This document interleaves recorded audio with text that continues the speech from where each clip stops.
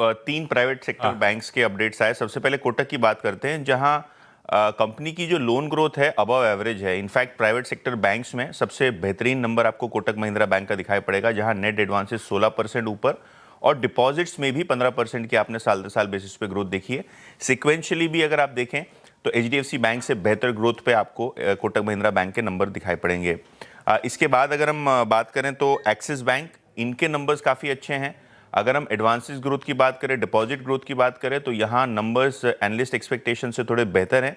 In fact gross advances 14% बढ़ के 11 लाख करोड़ के पार हैं और यहाँ जो डिपॉजिट है वो प्राइवेट सेक्टर बैंक में सबसे बेहतरीन है। साल दर साल बेसिस पे 15% की डिपॉजिट ग्रोथ और लगभग 12.5 लाख करोड़ के ऊपर इनकी डिपॉजिट पहुंचती हुई नजर पड़ रही है, जिसका सीधा फायदा कासा रेशियो में होता हुआ नजर पड़ रहा है। तो एक्सिस बैंक और Kotak bank, Kotak advances better, axis के डिपॉजिट बेटर।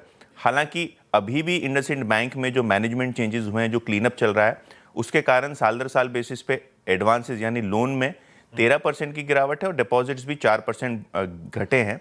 ओवरऑल जो रिटेल शेयर ऑफ डिपॉजिट है वो भी 0.5% सिक्वेंशियली घटता हुआ नजर पड़ रहा है और इसका असर ऑब्वियसली कासा रेशियो पे आपको देखने को मिल रहा है। लेकिन ब्रोकरेजेस ये मान रहे हैं कि वैल्यूएशन के लिहाज से अभी भी इंडसइंड बैंक ठीक ही है। तो देखते हैं स्टॉक कैसे रिएक्ट करता है अपने क्वार्टरली अपडेट्स को लेके।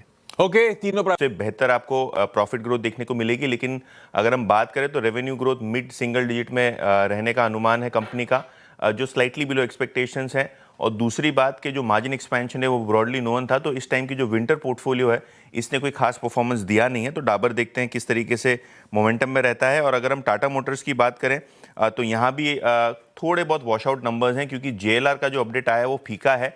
इनफैक्ट एक्सपेक्टेशन से काफ़ी नीचे जेएलआर के नंबर हैं, क्योंकि वो साइबर अटैक के बाद कंपनी अभी भी प्रोडक्शन से जूझ रही है। प्रोडक्शन के बाद जो मार्केटिंग और जो सेल्स नेटवर्क है, यहाँ भी आपको डिस्ट्रप्शन होता हुआ नजर पड़ रहा है। तो क्लियरली Q3 में जेएलआर का मार्केट वॉल्यूम जो घटा है, और अगर हम देखें तो होलसेल नंबर्स 43% नीचे हैं और रिटेल बिक्री में भी लगभग 25% की गिरावट आती हुई हमने देखी है। ओके, बात करेंगे आईएक्स की, जहां इलेक्ट्रिसिटी वॉल्यूम केवल 3% साल दर साल बढ़े हैं और डे हेड मार्केट के वॉल्यूम्स में 12% की गिरावट आती हुई नजर पड़ रही। तो इतने कोई खास दिसंबर के अपडेट्स नहीं है। अगर हम मॉयल के Q3 अपडेट्स की बात करें तो बेस्ट एवर प्रोडक्शन है, जो कि 4% साल दर साल बेसिस पे बढ़ा है और महीने के स्टार्ट में इन्होंने एक प्राइस हाइक का भी अनाउंसमेंट किया था। टाटा पावर की बात करें तो रिन्यूएबल एनर्जी बिजनेस में 1 gigawatt solar rooftop installation capacity operational हो गई है, जिसके कारण अभी कंपनी जो कैपेसिटी वाइज है सोलर रूफटॉप में सबसे बड़ी कंपनी बनती हुई नजर पड़ रही है। और आखिर में एनबीसीसी, इनको लगभग 134 करोड़ के नए ऑर्डर्स मिले हैं उड़ीसा सरकार से, जिसके बाद ये भी स्टॉक फोकस में रहेगा। परफेक्ट।